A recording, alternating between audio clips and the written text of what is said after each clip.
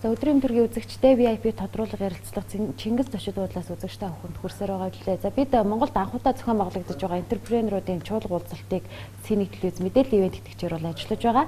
За энэ хүрээндээ бид хөгжлийн шийдэл төрийн бас байгууллагын захирал Бат Оршихыг одоо урьж байна. За эднийх бол өнөөдрийн энэхүү чуулга уулзалтыг зохион байгуулагчдын нэг юм аа. За танд өдрийн мэнд хүргэе. Баярлалаа та бүхэнд өдрийн мэнд хүргэе. Тэгэхээр хөгжлийн шийдэл төрийн бас байгууллагын зүгээс яг энэ нөхөө энтерпренеруудыг дэмжиж ажиллахад ямар үүрэг оролцоотой ажилладаг байгууллага юм бэ? Дээрээс нь чуулга уулзалтанд хэр үр дүнтэй оролцож байгаа вэ? За хөгжлийн шийдэл төрийн бас байгууллага өнөөдөр Монгол улсад 6 дахь жилээр үйл ажиллагаа явуулж байгаа. Ийм төрийн бас байгууллага манай гол зорилго бол ерөнхийдөө энтерпренеруудыг хөгжүүлэх, дээрээс нь бизнес эрхлэгчдийг шинээр бизнесээ эхлүүлэх, мөн бизнесээ өргөжүүлэн сайжруулахад чиглэсэн зөвлөгөө, сургалт, мэдээллийн үйлчилгээгээр хангах ийм чиглэлээр бол үйл ажиллагаа явуулдаг байгаа. За бид бол өнгөрсөн оноос эхлээд залуу бизнесийг дэмжих санаачлах хөтөлбөрийг бол эхлүүлсэн байгаа. За энэ хөтөлбөр маань Их Британий хунтай Чарльз Ивэлдор явагддаг. Дэлхийн нийтдээ 43 улс оронд бол явагдаж байгаа ийм хөтөлбөр байдаг. За энд бол 18-аас 35 насны залуучуудыг энтерпренер болоход нь гол одоо зорилго болгож, дээрээс нь гол өрөө бол ажил хайгч биш, ажил олгогч болгох залуучуудаа ийм гол өрөөтэйгээр энэ хүү бол үйл ажиллагаа явуулдаг байгаа. За тэгээ энэ хүрээндээ бол сая өнгөрсөн энэ оны 6 сард бид нар залуу бизнесийг дэмжих санаачлах хөтөлбөрийнхөө нээлттэй үйл ажиллагааг бол зохион байгуулсан. За тэгээ энэ нээлттэй үйл ажиллагаан дээр ерөнхийдөө энэ энтерпренеруудын чуулга уулзалтыг бас хийе гэсэн зүйлийг бол ярилцсан байгаа. За үүнд бол Монгол Улсын их сургууль, хөдөлмөрийн яам болон стартап уикенд гэдэг одоо бас та бүхний мэддэг залуучдын яам сайн мэддэг төрийн бас байгууллага байгаа. Энэ байгууллагатай ярилцсан байгаа. Тэгээ үүний үр дүн өнөөдөр ингээд 2 өдрийн чуулга уулзалт маань өнөөдөр чигээ болж байна. За энэ чуулга уулзалтаар бид нэр юуг бас хүлээж байгаа гэхээр ер нь бол Монгол улсад бол энтерпренерал үзэл гэдэг бол ерөнхийдөө их тутмаг байгаа. За энтерпренер гэдэг юу вэ? Энэ гадаад үг хэлээ ямар ч учиртай юм бэ гэдэг бас зарим хүмүүс ойлгохгүй ч магадгүй.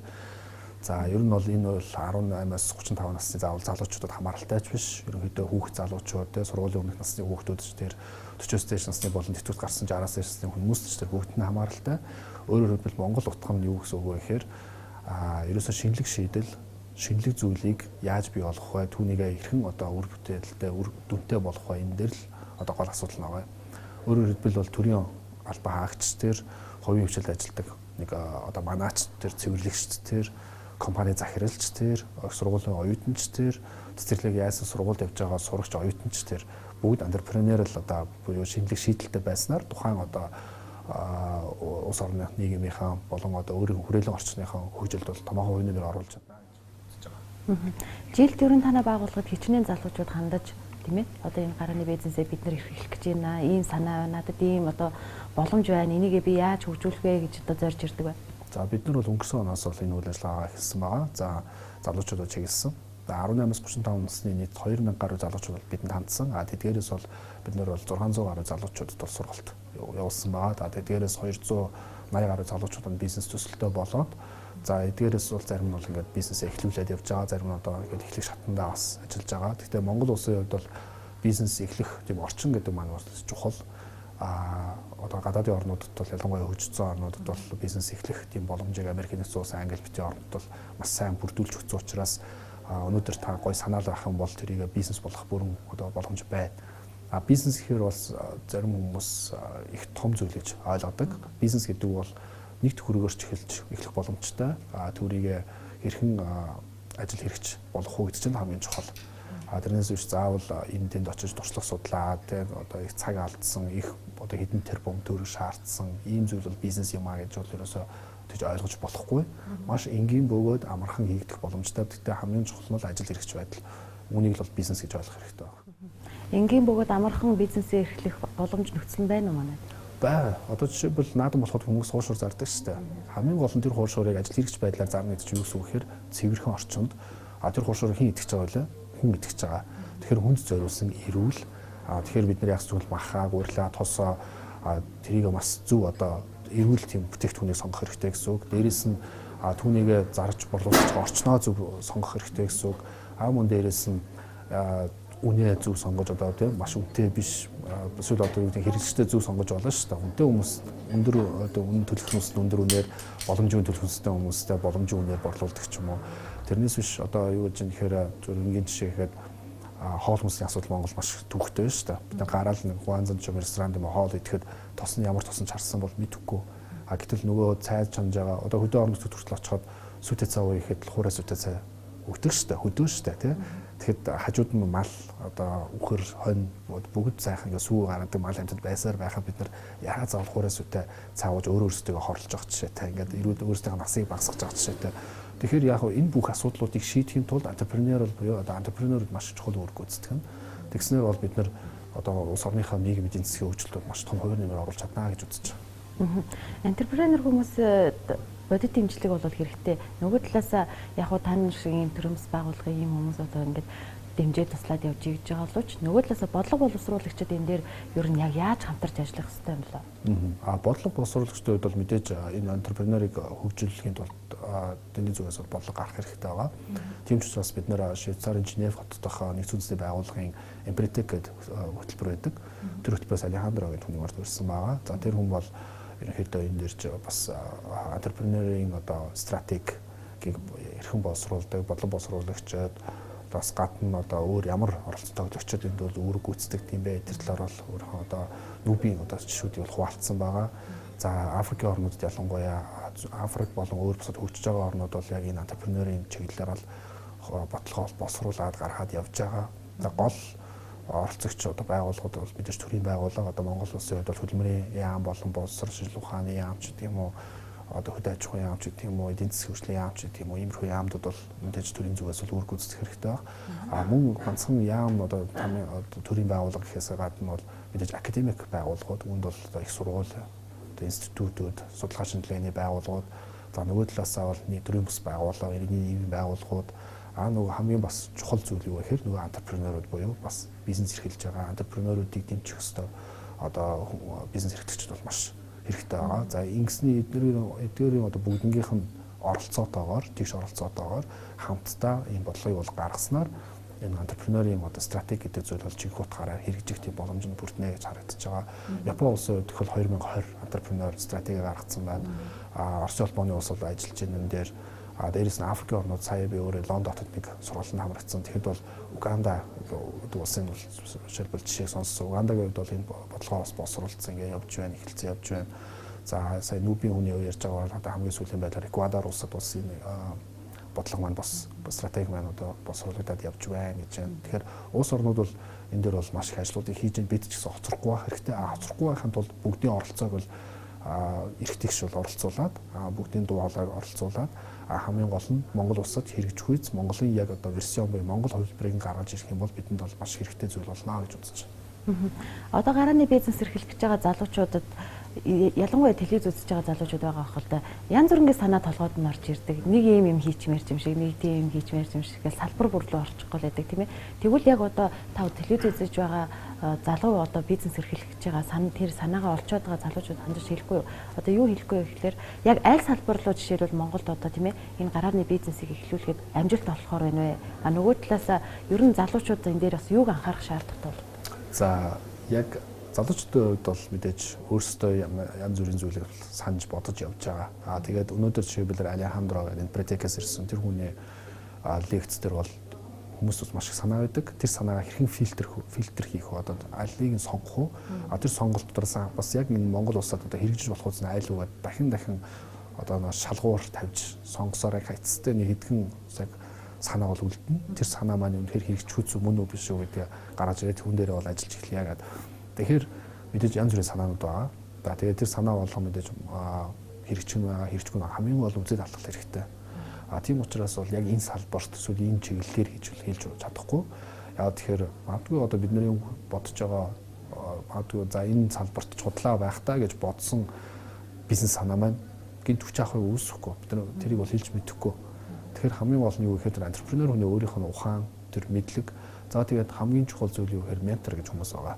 Ментор гэдэг маань одоо сайн дурын зөвлөхүүд. Тэр сайн дурын зөвлөгтөйг хамтраад ажиллах юм бол маш том амжилтанд хүрдэг байгаа. Одоо дэлхийн том энэ брэндүүдийг бий болгож байгаа. За Facebook ч тэр Google ч тэр одоо Apple ч тэр бүгд одоо артаа менторудтай байдаг. Тэгэхээр манай Монголын бизнес эрхлэх залуучууд одоо заавал залуу хүмүүс гэлтгүй бизнес хийж байгаа хүмүүс маань, entrepreneur болохыг хүсэж байгаа хүмүүс маань артаа менторудтай болох хэрэгтэй. За энэ менторуудыг бий болгохын тулд манай байгууллага бас энэ хөтөлбөр маань нэлээд олон ажлуудыг хийж байгаа. Тэгээ одоогоор бид нар бол GCI гэдэг байгууллагатай хамтран ажилладаг бас энэ талаар GCI-ийн хувьд бол нэлээд олон бизнес эрхлэгч хүмүүс гишүүдээр ажилладаг учраас тэр хүмүүс маань Монголын бизнесийн орчинд яаж бизнес хийх вэ гэдэг талаар бол туршлагатай болсон хүмүүс байна. Тэгэхээр 18 настай жишээлбэл дөнгөж одоо дунд сургуулаа төгсөж байгаа, ахлах сургуулаа төгсөж байгаа залуучдын хөтөл бизнес эрхлэх бүрэн боломж байгаа. Тэр хүмүүс бол юу гэж өнөөдөр манай Монголын нийгэмд ямар бодол байна гэхээр ихтэй сургууль төгсөөгүй, диплом байхгүй, эсвэл юу гэдэг бизнесийн ямар нэг хичээл авах учраас боломжгүй гэж үздэг. Гэтэл бизнесийн хичээл аваад MBA одоо бүр тийм магистр төгссөн, бизнес удирдлага магистр төгссөн хүмүүс хүртэл entrepreneurial сэтгэлээр дутагдаад байдаг. Тэгэхээр энд бол диплом, их сургуулийн тэр дүн бол ямар ч хамаахгүй. Танд тэр санаа хамгийн гол нь гоё инженерийн бол технологийн гоё санаачлаг. Тэгээд менторууд буюу тэр туршлага, мэдлэг тэр хүмүүсээс олж авах юм бол энэ бол 18 настай ч байна уу, 16 настай ч байна уу, 40 настай ч байна уу энэ бизнесийн entrepreneurialism бол явахд бүрэн боломжтой гэж харж байна.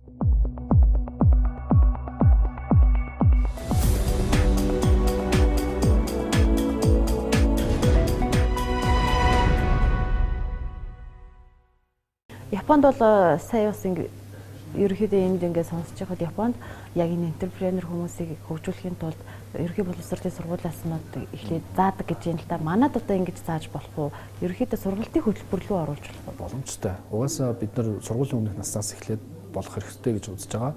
Одоо ингээд зүүн Азийн орнуудаас ахвал Филиппин, Индик, Вьетнам гэл орнууд ч одоо бүгд сургуулийн өмнөх сансны боловсролын системд хичээлийн програмыг бол оруулсан явж байна. Үүнийг мэдээж оруулахдаа хүндрүүлсэн хэлбэртэй биш.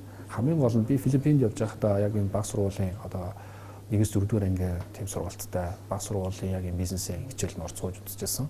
Ерөөсөө маш энгийн гадаа салфетик яаж зарж байгаа. Зарахын тулд ямар үнээр зарах уу, хаанаас авах уу, тэр хүнтэйгээ яаж харилцах уу, маш энгийн тийм хичээл ордог юм л. Тэрнээс биш гинт эдийн засгийн онол ч юм уу том тийм хүндрүүлсэн хэлбэртэй огт тийм зүйл ордог. Тэрийг бол мэдээж тэр хүүхд ирээдүйд бизнесийн удирдлага сурахаар бол тэр сургуульд очиж ихтэй сургуультай коллежид очиж суралцсан.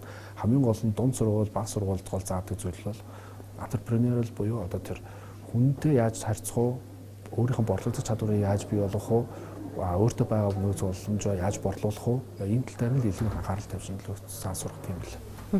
Монгол улсад ер нь бизнес эрхлэх орчин ер нь ямар байдаг гэж та үзэж байна вэ? Нөгөө талаараа яг одоо энэ бизнес эрхэлж байгаа хүмүүст төрийн зүгээс үзүүлж байгаа дэмжлэг нь өөрөө яг нүдэн хосон дэмжлэг мөн байж чаддаг болов уу энэ талаар?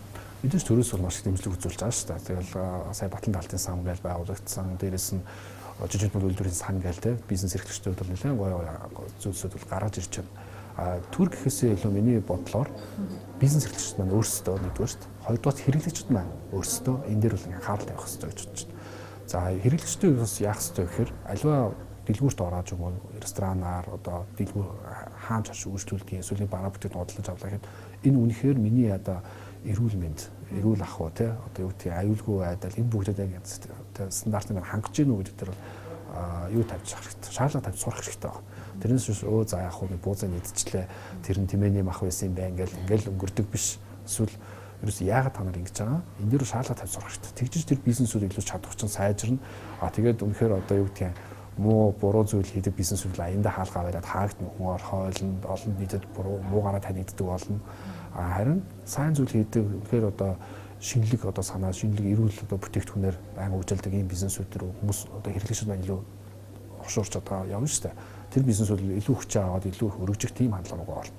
Тэгэхээр хэрэглэгчид бол энэ дээр маш анхаарал тавих байх хэрэгтэй. Хэрэглэгчид нь ч одоо бүгдээрээ л гэсэн үг шүү дээ. Дээрээс нь яах ёстой гэхээр бизнес эрхлэгчид маань өөрсдөө нийгэмдээ ээлтэй байх хэрэгтэй. Хамгийн гол нь бид нэр өнөөдөр энэ бүх бизнес энэ мөнгөийг юуны төлөө олж байгаа? Энэ бүтээгдэхүүнийг хэний төлөө зарж байгаа? Хүний төлөө. Тэгээ энэ бүгдийг бид нэр хуцсыг өмсөж जैन, хоол идэж जैन, гадуур автобусаар үйлчлүүлж जैन, таксигаар үйлчлүүлж जैन. Энэ бүгд хүний төлөө байгаа. Тэгэхээр энэ дээр бид нар өөрсдөө анхаарал тавих хэрэгтэй байна. Тэрнээс зөвхөн 2-3 төгрөг олохын төлөө гэж үзэх юм бол өнөөдөр маргааш хэд хаалгаа барихад бол билээ. Тийм учраас бизнес орчныг хөгжүүлнэ гэдэг бол хэрэглэгчид, бизнес эрхлэгчид маань өөрсдөө ихэд гол роль одоо гол үүрэг үүсдэгчээд дараа нь хараа яах вэ төр засгаас бид нарт ийм асуудал байна. Энийг шийдэхэд хууль эрх зүйн талаас ч гэдэг бодлогын талаас бид нарт дэмжээч. Энэ орчныг ингэж одоо хөгжүүлмээр байна. Дараа нь тэр тухай яригдах хэрэгтэй. Тэрнээс төр засагчны гоё хууль гаргаад, бодлого гаргаад хэрэглэгчд нь мэдлэггүй, боловсрол муутай гэдэг бол зүгээр ойлгох хэрэгтэй. Заавал их сургууль төгссөн биш. Өөрөөсөө юу идж байгаа, юу хэрэглэж байгаа мэдэхгүй байна гэдэг чинь өөрөө маш том юм л болж байгаа. Тэгээ бизнес эрхлэгчид маань юу борлуулж байгаа, юу зарж байгаа гэдэг аюу сайн мэдэх хэрэгтэй, юу хийх хэрэгтэй гэдэг. Тэгээ эдгээр маань өөрсдөө зохицоороо явж иж бизнес орчин маань их сайн бүрэлдэхүүн гэж үзэж байна. Энтерпренер хүмүүсийг дэмжиж тэгээд маш улс орныхоо хөгжилд том түлхэц болсон тийм да жишээ болсон улс ер нь байдаг юм болов уу? Байлгүй яг одоо хамгийн хоёр хөршийн тухай ярьж болно шүү дээ. Оросын холбооны улс бүгд Америкт ард улс хоёр. Өнөөдөр энэ хоёр улс маань хоёулаа эдийн засаг одоо төрөндөө улс төрийн тогтолцоо нь ямар вэ? Манай Монгол улсаас маш ялгаатай хоёр орн шүү дээ. Гэхдээ энтерпренер дээр маш их анхаарал тавьж байна хоёр улс. Жишээлбэл Оросын холбооны улсаас одоо Борис гэдэг хүн ирсэн байгаа. За энэ хот толгон дээр эднийхэн энтерпренерийн чиглэлээр програмууд явуулж байна. Яаж тэр хөгжүүлэх вэ? За хятадын хувьд бол бүр маш хурдтай бүр ганцхан төр засгаас дэмжихээс гадна одоо хятадын томоохон компаниуд нь өөрсдөө энтерпренеруудад дэмжиж явж байна. Тэгэхээр энд одоо өнгөрсөн жилийн жишээлбэл дэлхийн шилдэг энтерпренер залуу болсон 2 дугаар байранд орсон жишээ бол энэ хятадаас гарсан л да. Тэгээ хятадын бизнес эрхлэх залуу жишээлбэл $7,000 зээл аваад Сичуан гэдэг мужид амьдардаг ийм залуу байсан. Сичуаныг одоо хүн болгон мэднэ газар хөдлөлтөөр алдартай шүү дээ. Тийм газар хөдлөлтөйг уулын мохорт амьдардаг ийм залуу хотод орж ирээд за тэгээд ментортой болоод за хамгийн чухал нь ментортой болоод $7,000 зээл аваад бизнес эхлүүлсэн ба. За тэр бизнес нь ямар бизнес вэ гэхээр англи хэлний одоо онлайн сургалт, зайны сургалт гэсэн үг. Англи хэлний зайны сургалт явуулж эхэлж байгаа энэ тэр хүү хятад залуу маань өөр англи хэл мэдэхгүй. Тэгвэл менторын тусламжтайгаар за тэгээд хамгийн сайн одоо их усрүүдэд олж авсан баг. Нөөц боломжтой англи хамгийн сайн багш нар англи хамгийн сайн ном материал гаргаж ирээд тэгээд $7,000 ихэлсэн тэр залуугийн өнөөдөр 1 жилийн эргэлтийн хөрөнгөнд $1.7 сая төрчихөд явж байна. Хятадын маш олон хотуудад франчайз үүсгэсэн. Тэгэд тэр залуу бол ямар нэгэн бизнесийн сургалт төгсөөгүй, ямар нэгэн эдийн засгийн сургалт төгсөөгүй зөвхөр уулын мухраас хөдөөнөөс орж ирсэн залуу ийм том амжилтыг үзүүлж чадчихна. Тэгэхээр юу гэж нэхэр энтерпренерт хамгийн гол нь бид нар өөрсдөө сайн дэмжлэг хүмүүсээс бид нар өөрсдөө хэрэглэгчид, бизнес эрхлэгчид маань ч өөрсдөө сайн дэмжиж явчих юм бол гой юм хувь нэмрүүд бол тохиол одоо хятадын эзэн засгийн $17 сая нэмэлт хөрөнгө болгож байгаа гэсэн үг шүү дээ энэ өөрөө. Тэ?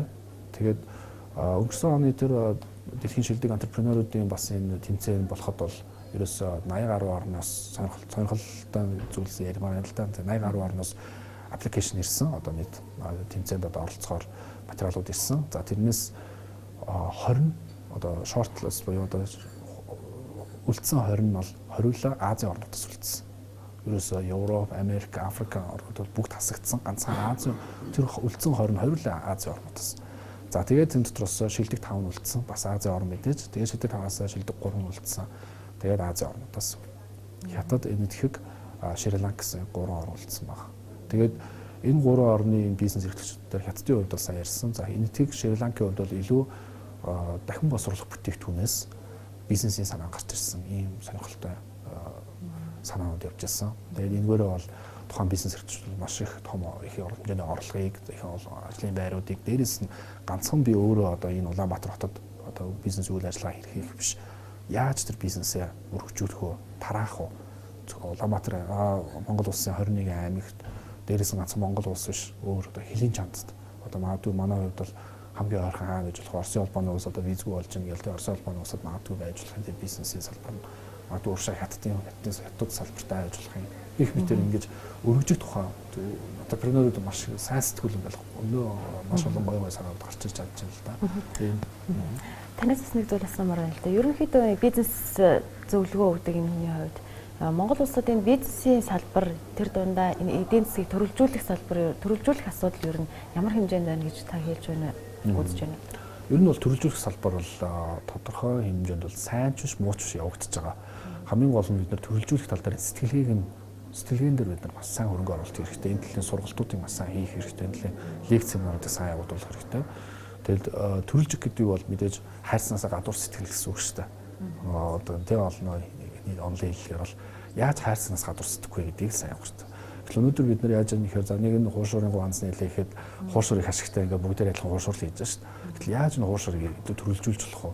Тэгээ вегетариан хүмүүс те ногоо иддэг хүмүүс ногоодоо хууршуур за тэгээд дотор гизэддэг хүмүүс дотор гизэдтэй хууршуурс гэдэг юм ингээд төрөлжүүлэхэд ахаад цаашаа ахаад яаж төрөлжүүлж болох вэ? Илүү тэр талаас нь сэтгэдэг. Тэгээ энийг хийхэд бол бид нар гинт маргааш өнөөдөр өөрчилж чадахгүй энэ сэтгэлийг бий болгохын тулд ахаад босрлын системийн тухай ярих хэрэгтэй болж байгаа. Сургуулийн өмнөх насны боловсруулаа одоо тэгээ үеэс их хулаал одоо энэ төрлийн хичээлүүдийг сайн оруулж энэ төрлийн дасгал одоо ажлуудыг туршилтуудыг маш сайн явуулж байх хэрэгтэй гэж үзэж байна. За баярлалаа танд. За баярлалаа. Амжилт хүсье. За маш их баярлалаа. Та бүхэнд амжилт хүсье.